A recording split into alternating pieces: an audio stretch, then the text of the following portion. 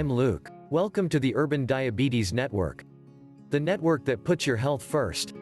Control your diabetes and health with knowledge. Make sure you subscribe to our channel, and after you subscribe, click the bell icon to the right so you will be notified every time we upload a new informative video. And if you are interested in diabetes prevention, diabetes reversal, or just looking for an all-natural way to get healthy, make sure you visit the link in the description of this video. And thanks for watching. Let's get into today's video topic. Diabetes, Alzheimer's and diabetes could be linked diseases. According to a new study, diabetes and Alzheimer's diseases are more related than everybody thought. Some researchers believe that Alzheimer's could be a form of diabetes because findings showed that insulin production in the brain declines as Alzheimer's disease advances. Through a series of experiments, a group of researchers discovered that the brain produces insulin and that this substance produced by brains of patients with Alzheimer's illness tends to fall below normal levels.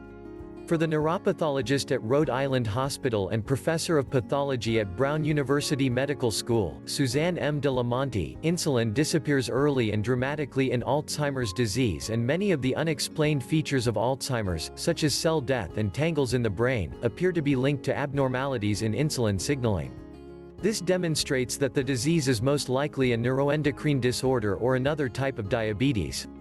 During the early stages of Alzheimer's disease, brain levels of insulin and its related cellular receptors fall precipitously, as her group of researchers explained.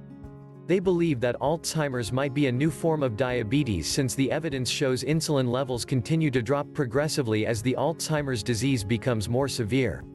The team led by de la Monte also found that low levels of acetylcholine are directly linked to this loss of insulin and insulin-like growth factor function in the brain.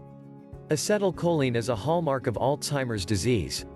The researchers' team autopsied the brain tissue of 45 patients diagnosed with different degrees of Alzheimer's called Braak stages and compared those tissues to samples taken from individuals with no history of the disease.